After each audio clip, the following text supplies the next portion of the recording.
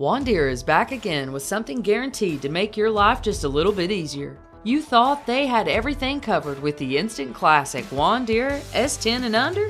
Well, you couldn't be more wrong. The wise people at Wandeer know your child even better than you do. They're aware that as little Jimmy's brain grows and develops, he's going to stop wanting to play the mow the yard game. Eventually, he's going to get bored and lazy.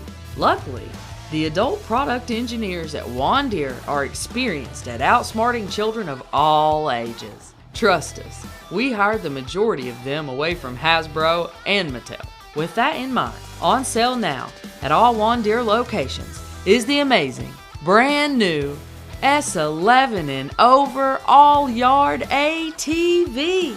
The men and women at Wandeer have taken your child's TikTok corrupted attention span into account with this fabulous new children's riding lawnmower. The S11 and over is totally customizable.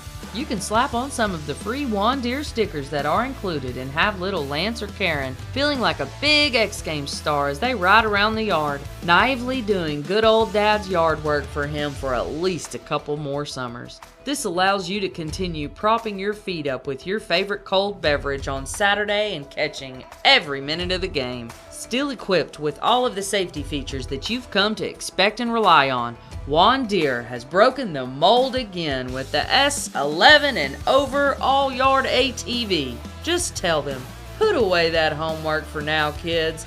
It's time for you to head outside for some fresh air and fun. Then you relax, pat yourself on the back, and let your kids take care of the mowing for you. Find it now, just in time for spring, at all authorized Wandeer dealers. Oh, here we go again.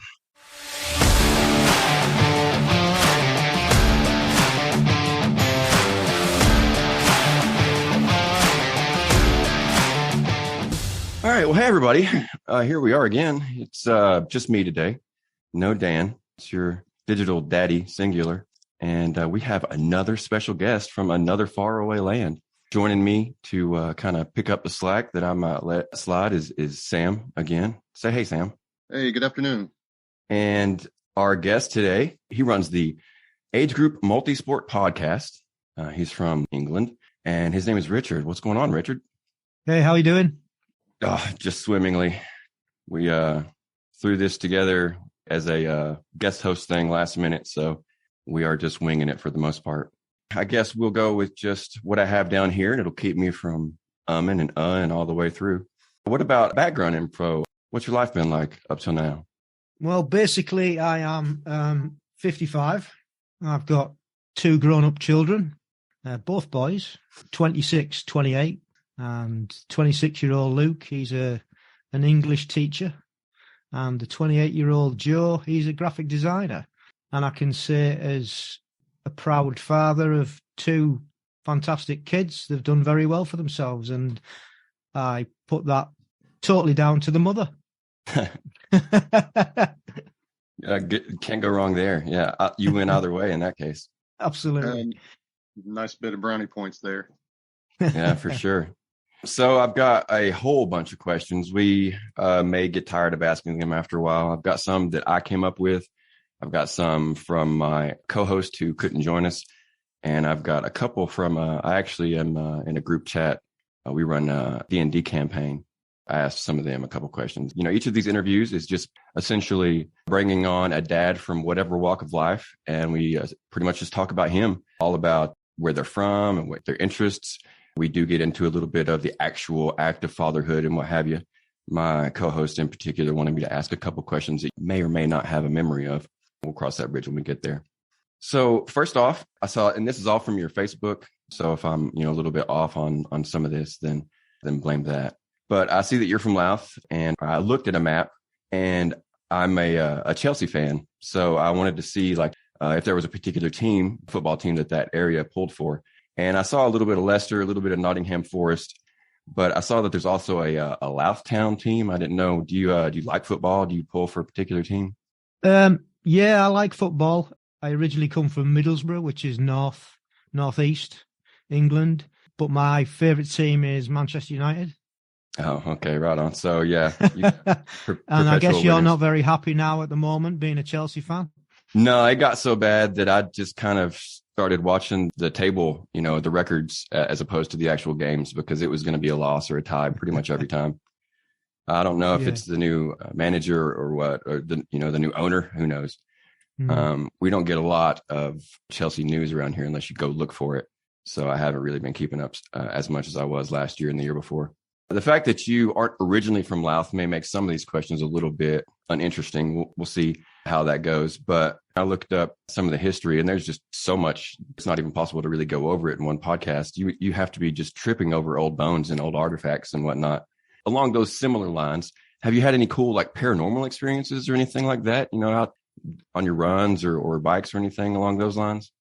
I can't say I have. No, we've only just moved back into town, actually. We lived out in the countryside for a significant, most of the boys' lives, just in a little village outside of Louth town, which is about 6 miles away.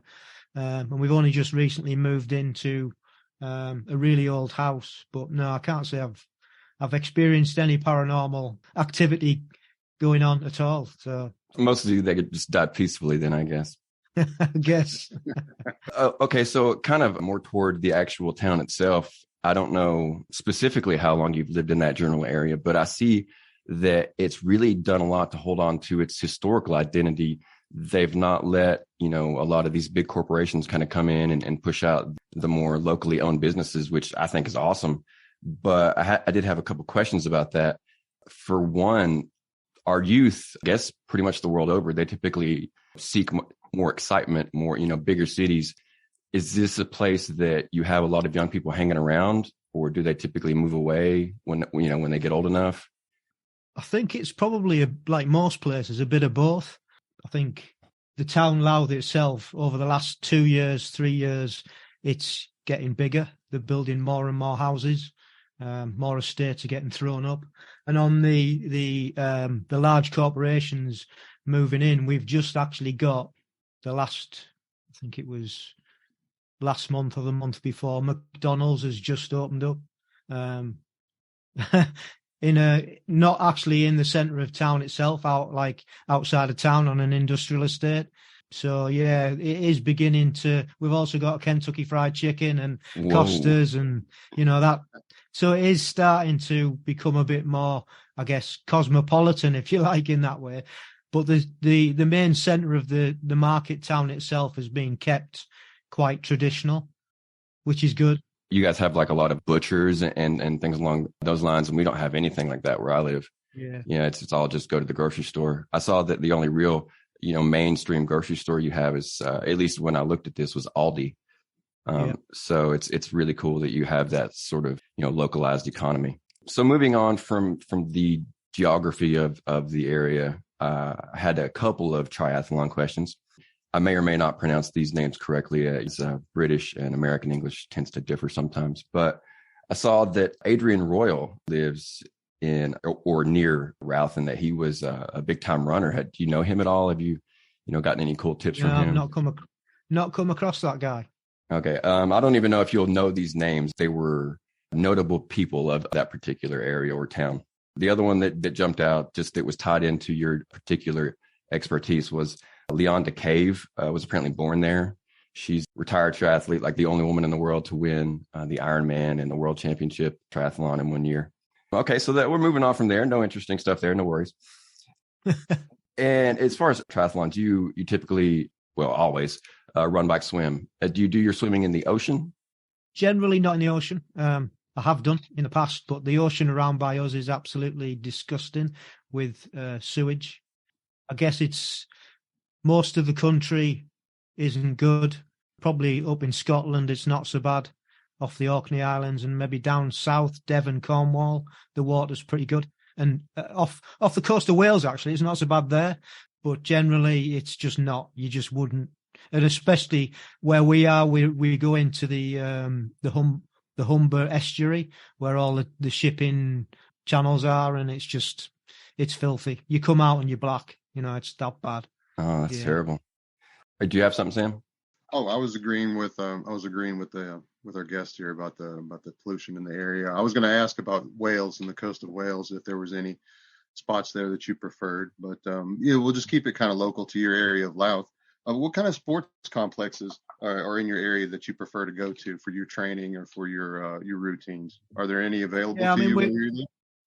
Yeah, we're quite lucky actually for such a small location. About 10 years ago, they built a brand new leisure centre with a 25-metre pool, and it's absolutely fantastic. Nice. We are really, really lucky to have that facility. So that covers the swimming. Also, they've got all the cardio equipment, the stairmasters, the steppers, the treadmills, bikes. They've got a bike studio. They've got all the weights and everything. So we're covered pretty much. It's a really good facility. That's nice. That's great. And I mean, are there any kind of fees or memberships included with this, or is this kind of a public facility that the entire community can get involved in? Yeah, unfortunately, like most things, you've got to pay, an annual subscription. It's not outrageous. And I guess the more you use it, the cheaper it becomes. If you just went on a daily basis, then it would cost you quite a lot of money. But yeah, it's reasonable. We've got a little club, triathlon club, with about 20 members, and we're trying to get those members to use the facility. And if we do that, we get a corporation membership, which brings it down. So, but unfortunately, we've not managed to get everybody together to do that yet. So maybe next year.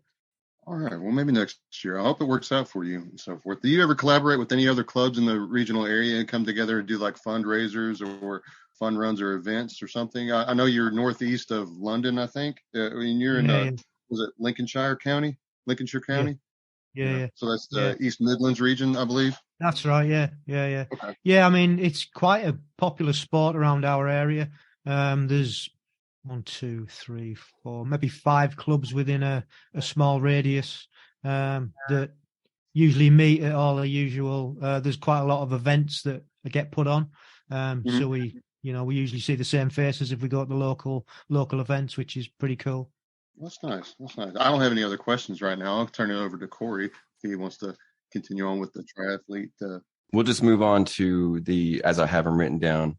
And coming up are a couple of the questions from the group chat, which focused on a couple different things, but we'll start with education. One of my buddies, she wanted to know, and she wasn't super specific on this, so take this as you can, give us whatever you think or whatever you're sure of.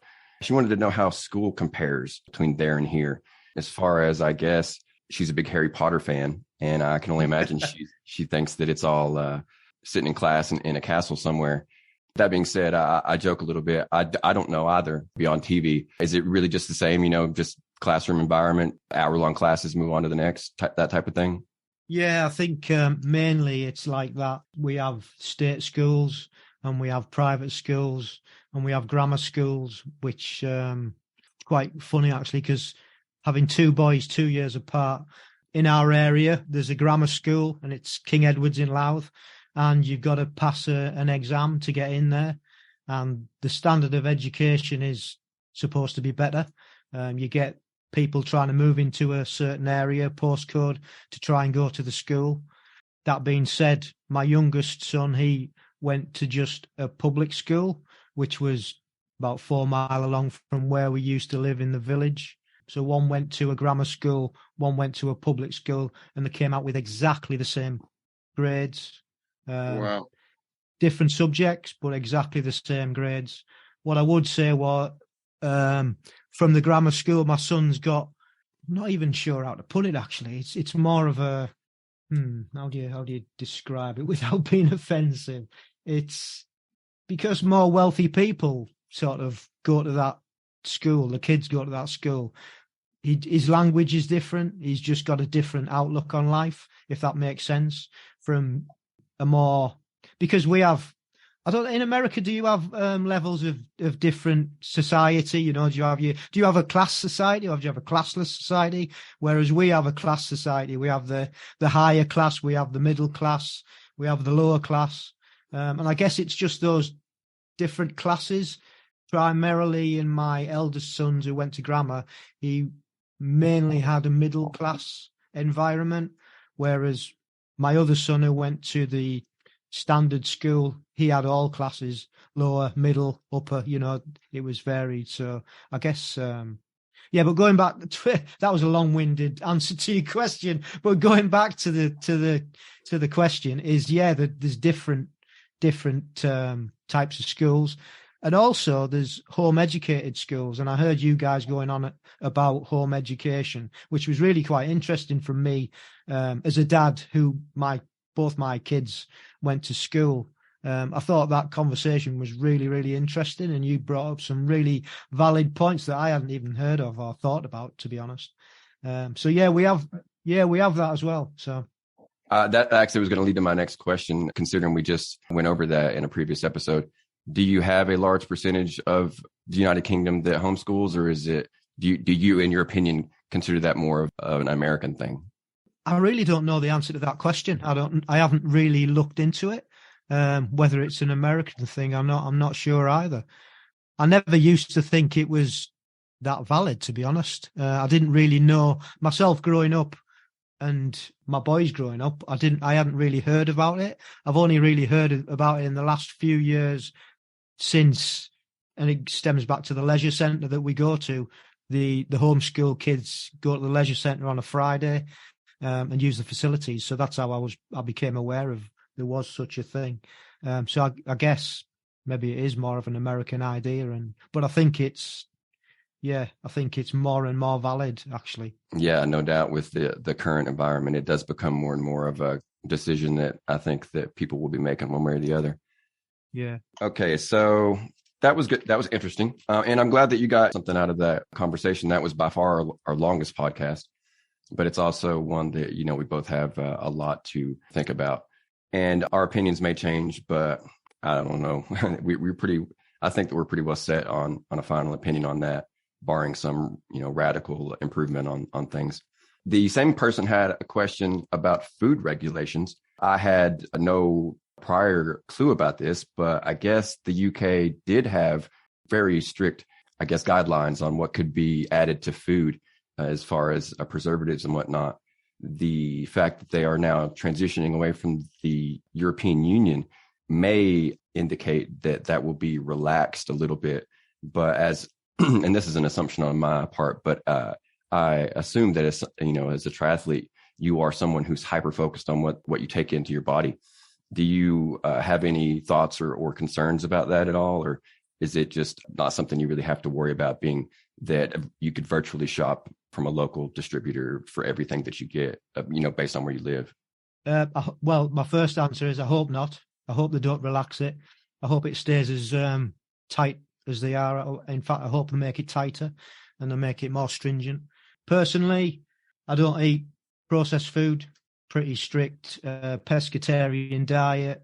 You could say not really sure where the fish comes from in that, but most of the vegetables and the fruits, definitely the vegetables, we source locally because the Lincolnshire area, they grow a lot of their own vegetables, potatoes, cabbage, that sort of thing, because it's really good growing ground. Fruits, again, I guess like everywhere, you've got to import all the things like bananas and oranges and things. That's inevitable, but they basically come wrapped up anyway. So, but yeah, I try and eat as clean as possible and don't eat any rubbish. I'm really bad. People sometimes think I'm a bit of a weirdo because it goes down to not drinking tap water. That's as far as, I just don't drink tap water because my dog doesn't drink tap water. So that tells me that it's not good. She prefers to go outside and drink rainwater. Yeah. So that tells me, and I can smell it when I turn the tap on. I can smell all the chemicals in there. But yeah, so it's choices, isn't it? And I choose to eat. I'm a chef by trade. That's what I did for 20 years. So I can cook, and we eat everything from scratch. We grow as much of our own stuff as we can. It doesn't really affect me in a big way because we do try and eat well, and that's mainly vegetables. Right on. Interesting. Our last interview, our only real interview, he's from New Zealand, and they also try to grow and produce as much as they can. They live off the grid pretty exclusively for the most part. So they, the compost and all that stuff. And you mentioned your dog. Is her name Betty? That's right. Yeah. Okay. Yeah. I thought so. Does she ever go running with you or anything like that? She did. She's 9 now, and she's a cross between an old English sheepdog, Dulux dog. Have you come across one of those? Well, when you say English sheepdog, I kind of get an idea, and I did see pictures as well. Yeah, and an Alsatian. That's a German Shepherd. So she's a bit of a mixed breed. So she's quite a big dog. But when she was younger, she would run, but now not so much. Well, don't feel too bad. I have a little dog, and she's not that old, and she's already quit running. So. I have a couple more questions. I guess I'll get out of the way, and then we'll move on to my co-host questions that he had. Our next, whenever we have another episode just between the hosts, our daddy issue is going to be about dads needing time to themselves, time away, time to relax, what have you. And I haven't completely formulated my thoughts on what I'm going to say, but do you personally have anything on that? Are you, like, for example, with my personal situation, I am more of the type that I will spend maybe more time than is absolutely necessary downstairs, just kind of detaching and relaxing if my wife is home. But on the other side of that, my wife is just perfectly happy being around family or friends 24/7 and never needs a break from anything. Where do you fall on that as far as, like, do you think it's just natural for a dad to, or a mom to need, some time away?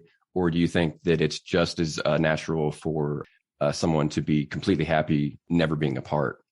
I think it depends on the personality.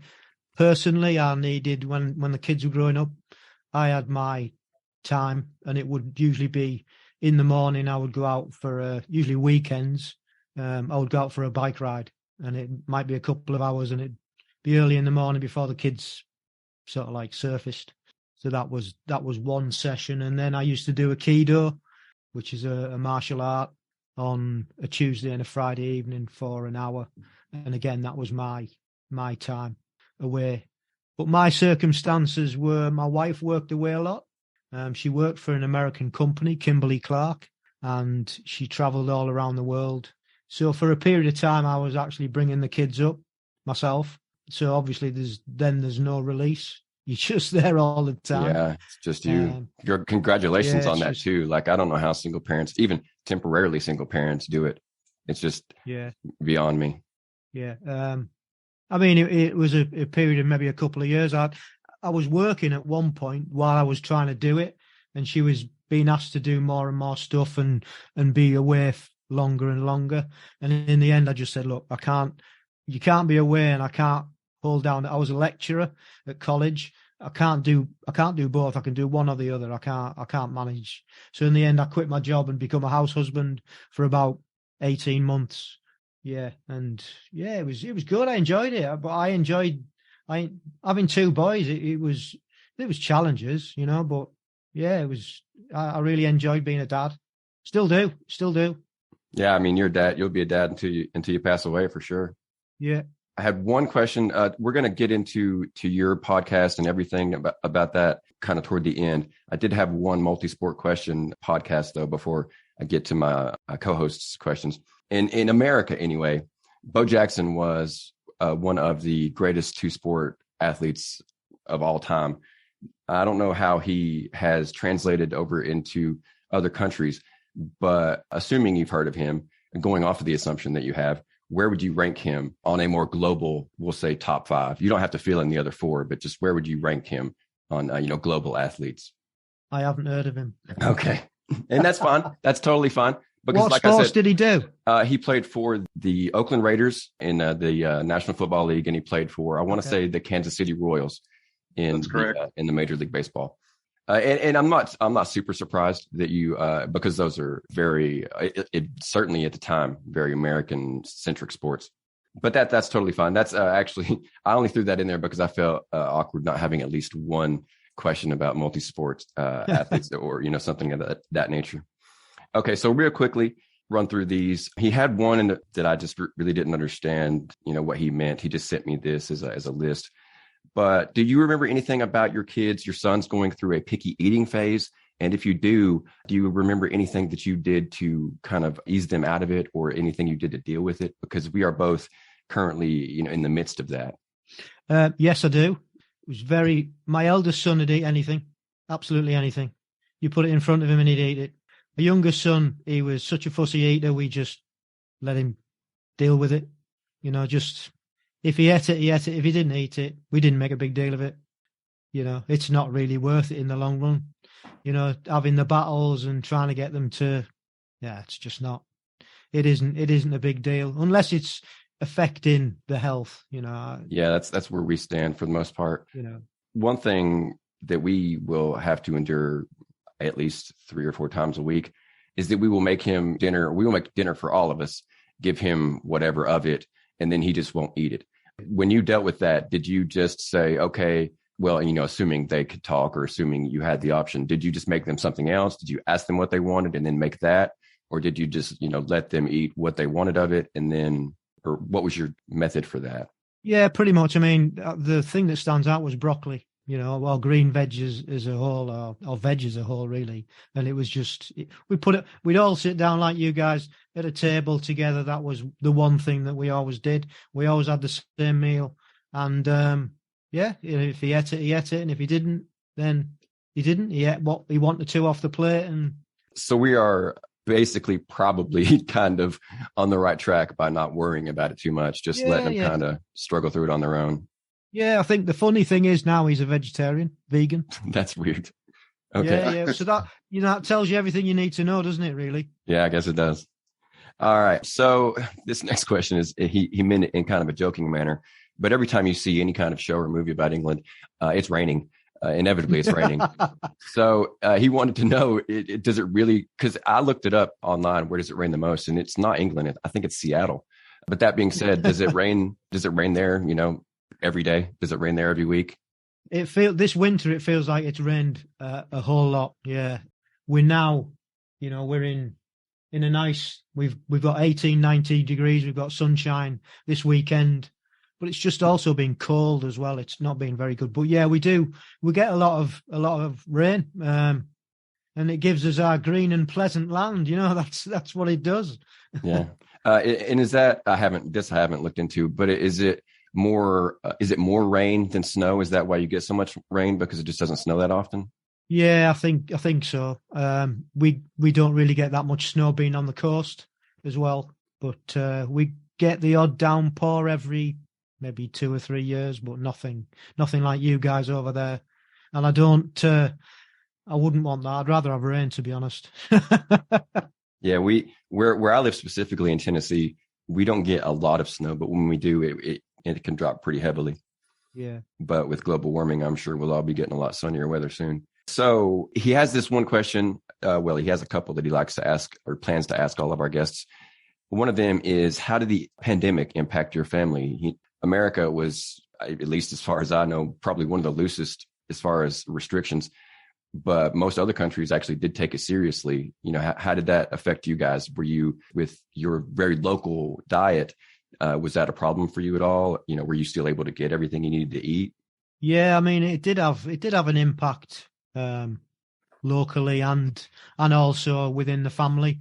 My youngest son Luke at the time was over in Australia with his girlfriend. They just finished uni and they were going traveling and working in Australia, so he had to come back. So we had both him and his girlfriend back home living with us, which was a different dynamic. So that was one thing that was strange. As far as food, not to interrupt you, but are they still together? Well, no. Okay. Long story short. All right. Now moving on, not to get too deep into that, but I was wondering how they are still friends. It's complex. It's complicated, but they are still friends. And he's only just moved out. So who knows? Who knows? But yeah, going back to the pandemic, it did affect us. We were housebound. We could go out running once a week, or we could go out once a day rather, do some sport. Yeah, it had pluses and negatives. There wasn't much traffic on the road, so it was great for biking. Yeah, I bet. No cars, but everything else was restricted, So going back to our other guest from New Zealand, he, as I said, lives out kind of in the bush, or whatever they happen to call it in New Zealand. And the towns were locked up pretty tight, but they were still able to pretty much live as they had before, just because there wasn't anybody really around them. Yeah. So, okay. He's also very interested in how other countries view Americans. If it interests you at all, apparently New Zealand or Kiwis tend to like our confidence, or the perceived confidence anyways, of Americans. So how do you specifically, or people from Britain in general, typically view Americans? Because he thinks, and maybe this is true, that by and large, everyone else hates us. I kind of follow that, belief to a certain degree. When I was in the Army, I wasn't universally hated, but we certainly weren't embraced with open arms by any means. So in your personal experience, like, how do you view Americans in general? I think hate's a bit of a strong word, isn't it, really? That's not really what we want to promote. No, but it says something that's how you start, because it sticks in line with what I perceive to be the common opinion. It's all a bit beyond my control. I think that by and large, governments in general are just full of terrible people, and ours, at least, not specifically. I'm sure that there are much, much worse governments. Brazil jumps to mind, but we have some really crappy people that make really crappy decisions. And I don't want to cut you off or anything. If you have something else to add to that, by all means, go ahead. Yeah, I think, you're not wrong. Your government's terrible. Our government's terrible. Russia's government's terrible. China's government's, they're all horrible, horrible people that are, ruling us all. But you can't blame Americans as such. Well, I suppose you can, because they get voted in by them. But you know what I mean? I don't dislike Americans. I think, like most countries, you've got a lot to offer. You do a lot of things good. You've brought a lot to the world. You've brought some good music to the world. Your sports are terrible. That's one thing that makes me laugh. You guys have a World Series in like pretty much everything, but it's only America that takes part.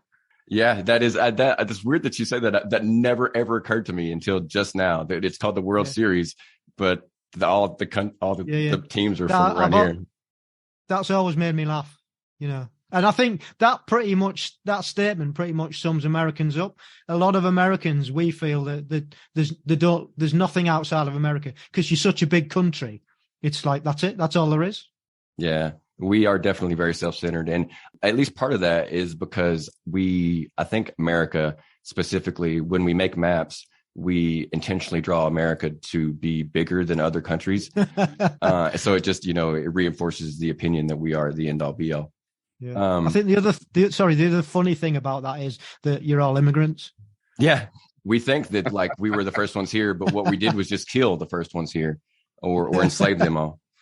I can say that because I'm an immigrant as well in the UK. My dad was Irish. So interesting. I actually got into my genealogy pretty heavily. My last name comes from Wales. So I was like, oh, right on. I'm Wales, or I'm from, Wales in some way, shape or form. And I think it was my mom, though we don't talk anymore, who told me to supposedly, like, I had a grandmother that was full-blooded Native American. So I was like, oh, I'm going to find all this interesting stuff if I do my genealogy. And then it turns out that 95% I've been in America as a set of genes for quite a long time. But when you go out of there, almost everybody is from Germany.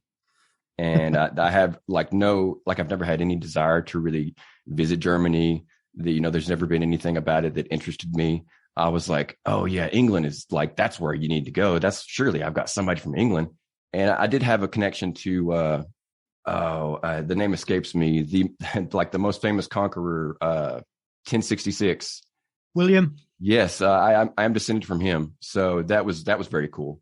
But beyond that, I have like virtually no ties to the specific area that I thought I was going to be, very entangled in. So that was a little bit disappointing. Okay. So his last question before we get into your podcast is potty training. We are both also going through a bit of the beginning stages of potty training. Did you have any memory of what you did to ease your way or help guide them along the potty training path? I saw that on your message through, and I was really, really trying to think about it. And I just cannot for the life of me remember. I guess this isn't going to be very useful, but it just happened. You know what I mean? It's just like, don't make it, again, it's like philosophy in life. Don't make a big deal of it.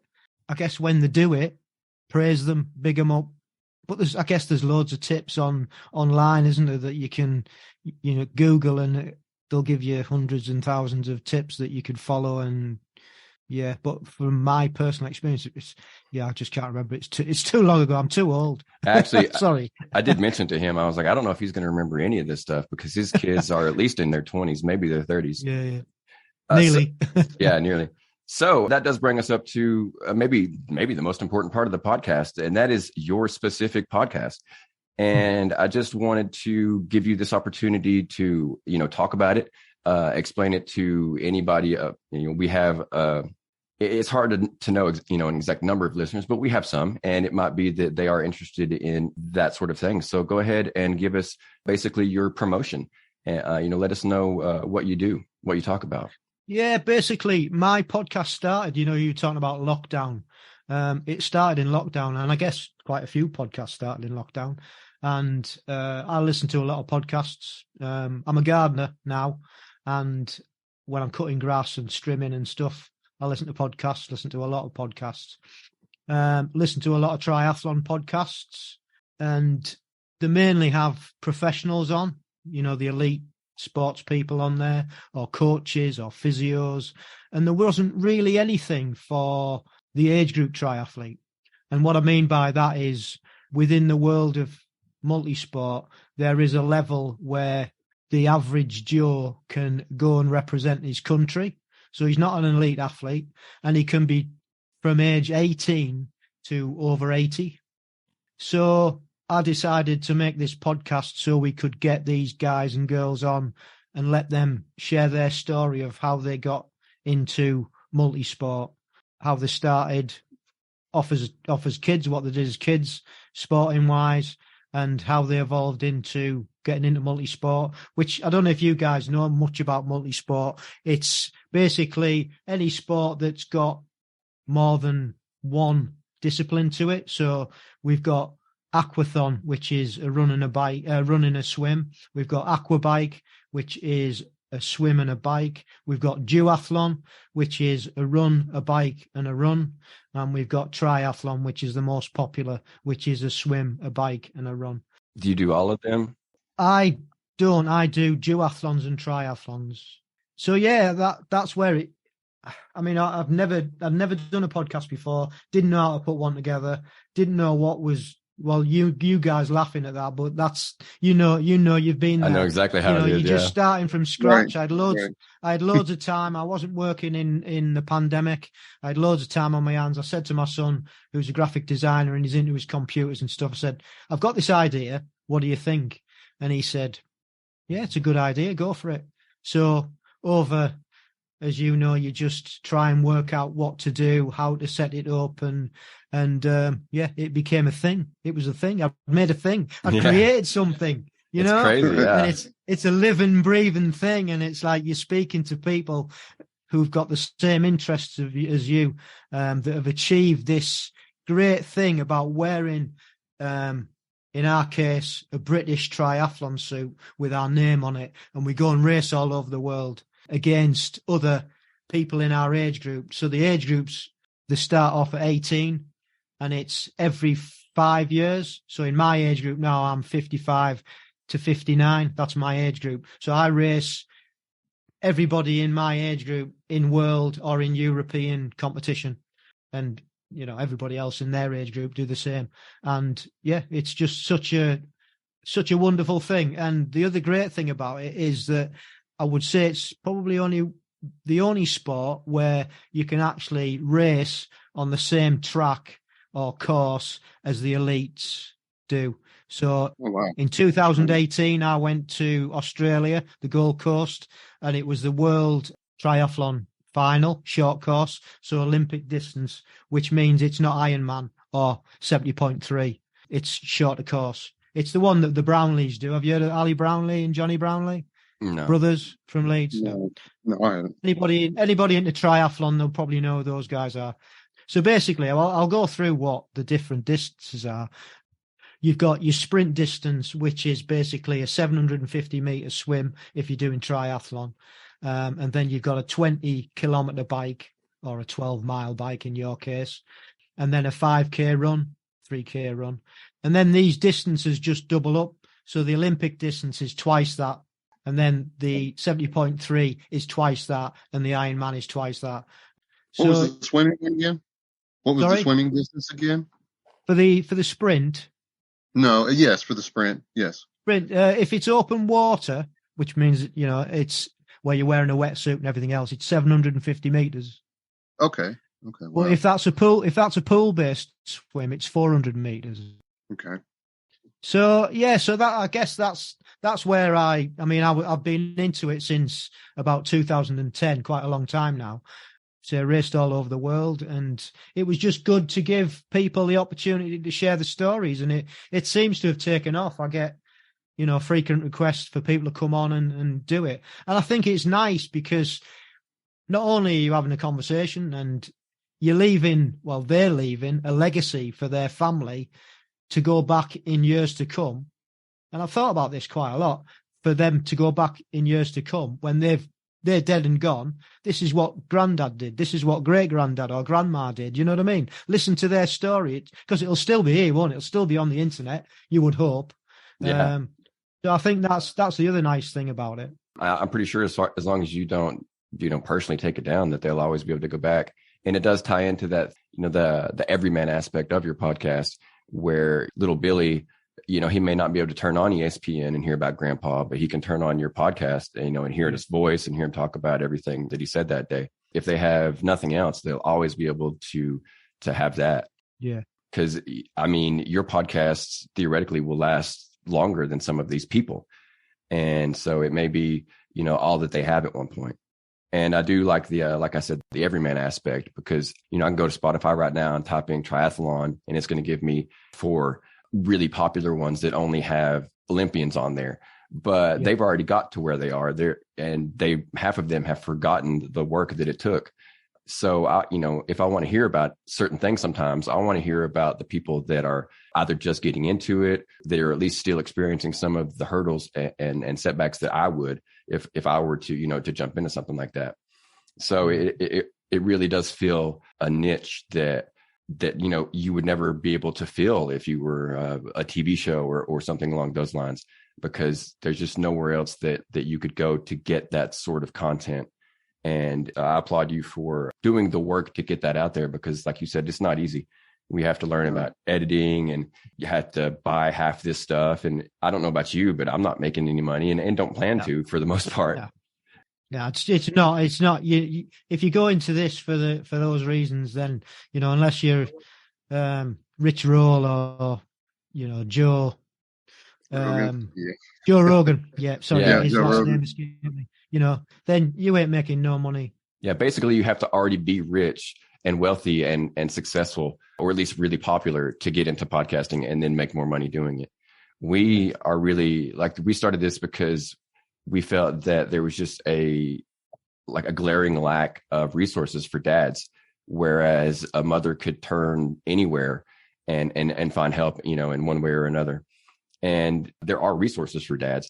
Our running joke is that if you go to Google and you type in something along the lines of my wife yells at me, then it'll just say, oh, well, she's wanting attention, or she feels unloved, or she needs a hug, blah, blah, blah. I'm generalizing. But then if you go and say, my husband's yelling at me, then it immediately comes with 3 different helplines that you can call, and, people that you can talk to deal with your angry husband and, possibly being emotionally abused. And I'm not saying that we need that for men, but it is ironic in a way that it is so obvious that things are weighed, towards the women. And if nothing else, then hopefully we're speaking to someone, be it our listener. We got one guy that's in Belgium and a couple guys in Brazil, a couple other places, or England or Canada or America, hopefully that we're at least helping one of those people. And I really don't know if we are, because we get literally zero feedback. But I think that's not unusual. You shouldn't feel bad about that. I hardly get any feedback at all either, to be honest. And I ask for it, and I ask people to, you ask, don't you, to leave comments and, send us an email every week. or every episode. I mean, it falls in line with myself because personally, even though I listen to quite a few podcasts, I've never felt the desire to write in, or say anything. So it's unfortunate that I'm speaking maybe to myself when I say write in, because they're just going to be like, nah, that's fine. But at the same time, we do make jokes about it where we say like things along the lines of like, well, clearly all of our fans love every single thing that we say and do. Because that's where I was at. Yeah, I agree with you. They never complain. Totally. It's perfect. Yeah. And I'm the type of person where if I started getting a lot of feedback, then I would probably have to push it off to maybe my co-host or even my wife, because I would get 5 good emails and then that one bad one, I'd be like, oh my God, career's over. I'm done. I can't podcast anymore. I'm never going to be able to go outside again. I'm never going to stop crying. But that's just a personal thing. I'm just awful like that. But I did jump in there, and I don't want to cut you off if you had anything else that you personally had that you wanted to discuss. Just, back to the podcast. I mean, as I've said, that was the reason to do it, and it seems to be going quite well. I mean, I don't know what you guys are like for numbers and things. It's not something that I dwell on now too much, having done the podcast for over 2 years. It's grown slowly, and I don't really worry about the numbers anymore. I think it was my son who said that at one point I was getting about 80 listens, and I thought, well, this is shit. Why am I wasting my time? But he said, well, you put 80 people in a room, Dad. That's a lot of people. Some stand-up gigs don't get that. I looked at it actually the same way. I did read that, not to cut myself off, but I did read that if you have 30 committed followers, that you have more than 50% of the podcast. So that's interesting. Yeah, I'd read the same, and it, as it goes up, it's like less of a percentage, isn't it? So yeah, I think we beat ourselves up about it. But at the end of the day, if you enjoy doing it like I do, and you enjoy speaking to the people who come on, then that's worth doing. Yeah, I mean, I've been lucky so far. You've been really interesting. You've been really friendly. The other guys have been really friendly, and on top of that, I don't get to speak with a lot of people from other countries now that I'm not, in the military and traveling around. So, or even at school. So it's always interesting to talk to people from other countries and get their opinions and viewpoints on certain things. I do, before I forget, because last time my co-host missed, I forgot. Every episode, and you may have heard this, he does a dad joke. And he left me a dad joke to give, because we joked that if we were ever going to get feedback, it was going to be that time that I forgot to give his dad joke. We didn't, if you were curious. No feedback still. So real quickly, which bear is the most condescending? I'm getting no's from both of you. It's a panda. Okay.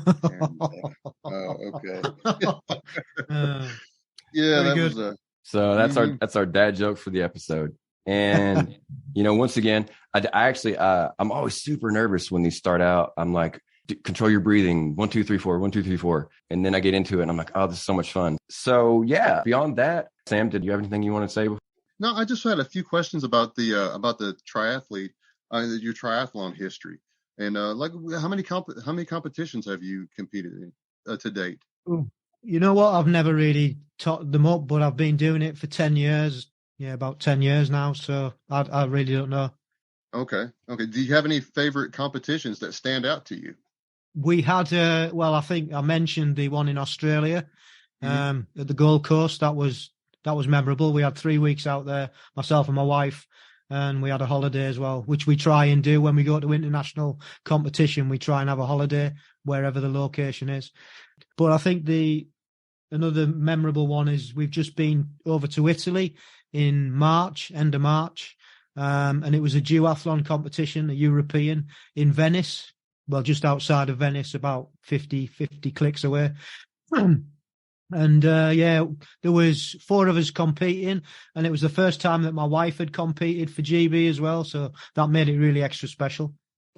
Wow, that's awesome! And to be able to, did you run together? I mean, were you pacing each other? During that competition. Unfortunately, the women's race was after the men's, so it wasn't intramural or anything. It was okay. Yeah. Okay. Did you ever get a chance to train with your children growing up? Did they show an interest in some of the similar things and activities that you had? And if so, what did you do as a dad to kind of coach them or nudge them towards some better habits that may have carried them through, as they grew older, or they were able to kind of lean on some of those lessons to provide success for them in life? I think as a dad, it's like I've always been sporty. I've always ridden my bike, and I've always ran and weights, and I did Aikido, like I mentioned. So they were always around that sort of vibe. That's what I did. The mum at the time didn't really do anything because she was working so much. And as I said, I looked after them for quite a time by myself.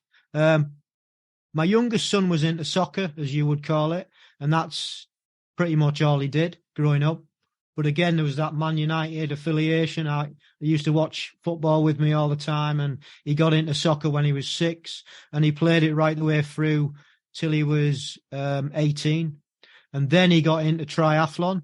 So we actually raced together until he went to university, and then he stopped and he just went and drank and had sex and stuff. Oh, no. Yeah. Oh, no.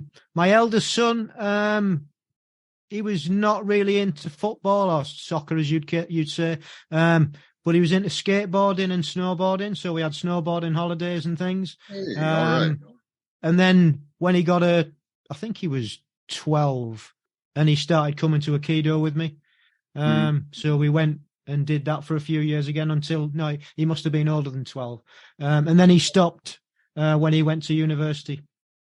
And so there's that. Sorry. I'd go ahead. I didn't mean to interrupt. No, it's okay. I was just going to say, so there was that mixture of seeing me do stuff and involvement from both sides, really, which is quite nice. Yeah. Right. So the children kind of emulating dad up until a point, and having that shared interest, passing off some of those things, and even guiding them to, the discipline that they can learn from a martial arts, even for a short time, 2 years. Some people put a lifetime into that, and they do that with some of the other things that they're passionate about. For you, it's going to be the cycling and swimming and the running and so forth. And so so that kind of gives them a foundation or a leg to step off of, to kind of give them a sense of purpose as to where they want to go a little bit later in life. So that's great. That's just really great. My kids, when they were younger, I have 2 daughters, one 14, one 9. When they were a little bit younger, they would join me in the gym, and sometimes they would walk and run a little bit. Like, hey, Dad, look at me play on the treadmill.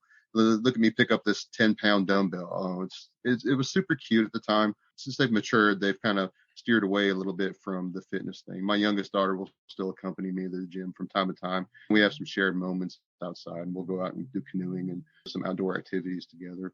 Going back to the triathlon events and so forth, and the travel that you've been to, it's amazing. I've only spent a brief time in England, but the time that I was there, it was around the Datchet and Windsor area, and it seemed like very, very flat and kind of nice. It seemed very open area, perfect for cycling and running. Do you notice, or do they have a lot of events in that area further south to you?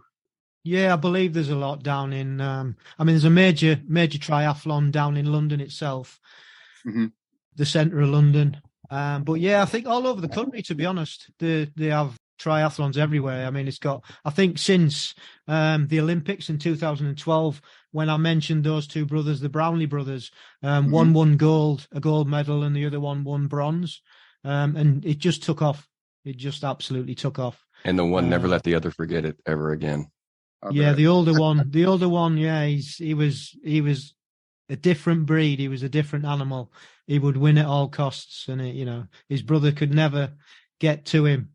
But yeah, I mean, that's what made triathlon take off in this country, I think. Okay. All right. And I have just one more question about, your kids growing up into the sports and the activities that they enjoyed. What was their biggest challenge? What was the biggest challenge they faced during their sporting years that you noticed as a parent, and even like a kind of a coach? I think for my eldest, it was trying to find something that he really enjoyed. That was his biggest challenge. I mean, we tried him, didn't force him to do anything, didn't force any of them. That's another key point. Don't try and force them to do things. Let them find their own path. It's because it's just like, would you want to be forced to do something? No. Oh, absolutely not. And then, over time, they grow to resent that. You want them to pursue something into university years or even professional leagues if it's available to them, or they have the talent and they have the drive to pursue that. But sometimes they just grow to detest it, and they completely do a 180. Yeah. And go in a completely different direction in life and just quit sports. 100%. Entirely. Yeah, so that was the eldest one, and then we tried, like I say, we tried it in with all sorts of different things, and he just nothing sort of stuck, which was fine. He liked his skateboard, like I say, he liked snowboarding, and eventually he did Aikido.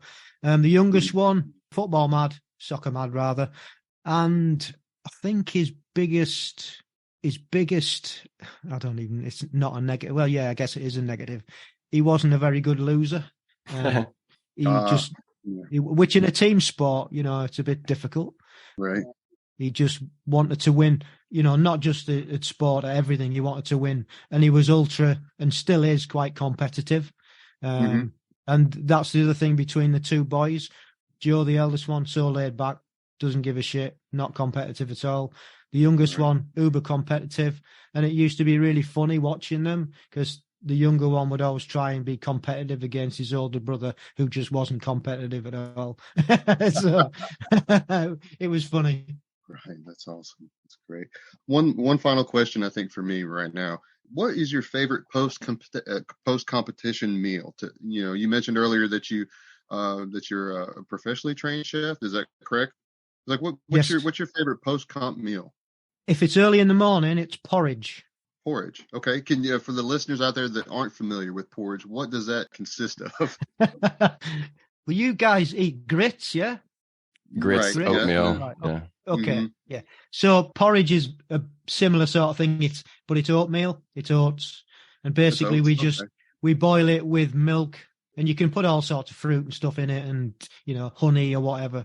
So and it just releases the carbohydrate over a longer time. So that's why it's good for distance events. It'll only last so long, but it lasts quite a long time due to the carbohydrate.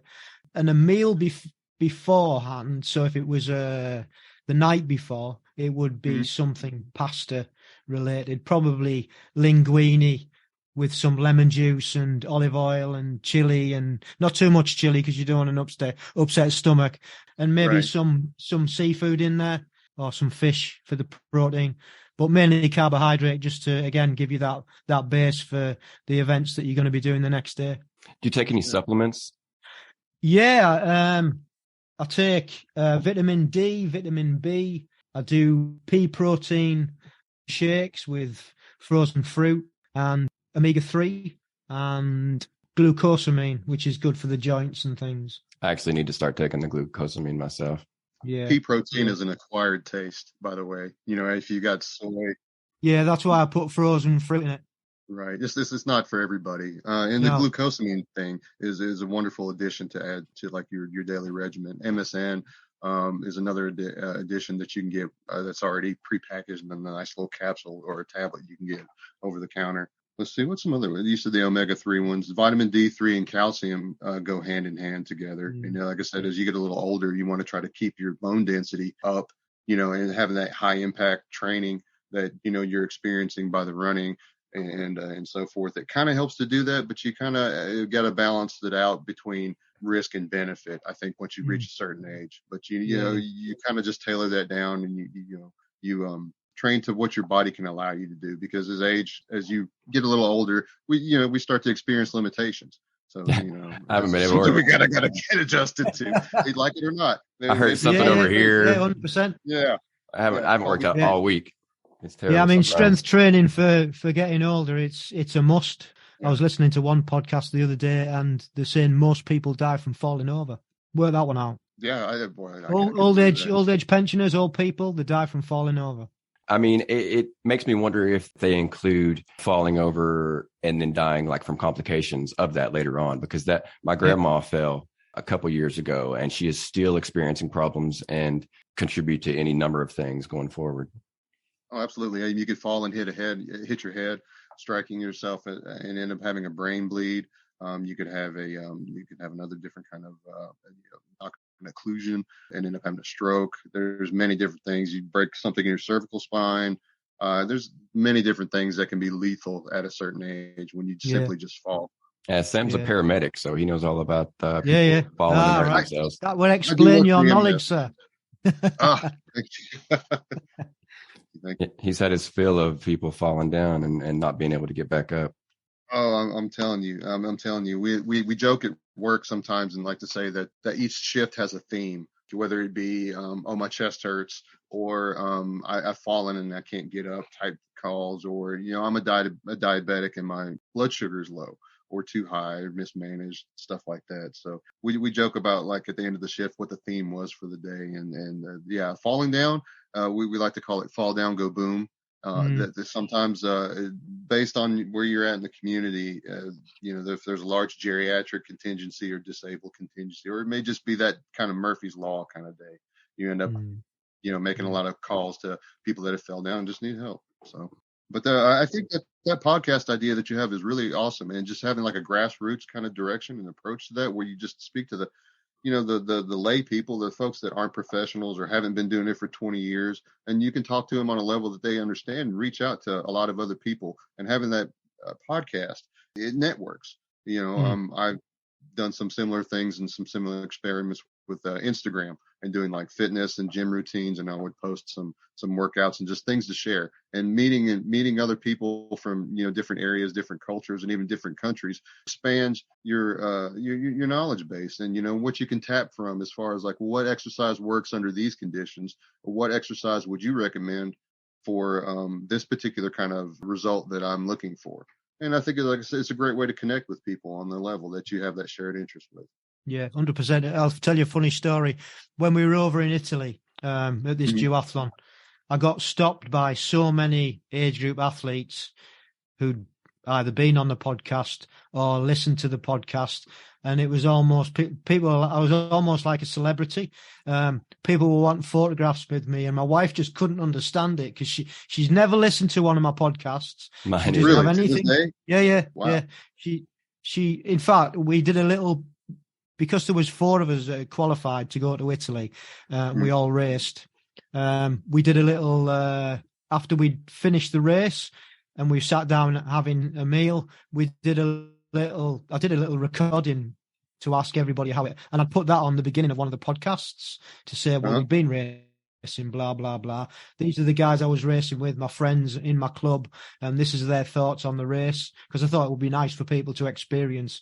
And she didn't even listen to that, and she was on it. Oh, wow. Just couldn't have a care. No concern, or no. Not interested whatsoever, which is fine. My wife listened to the first couple, and she said that she didn't like the things I was joking about. So she hasn't really listened beyond that. It would be nice if our significant others were like super interested in what we're doing. Yeah.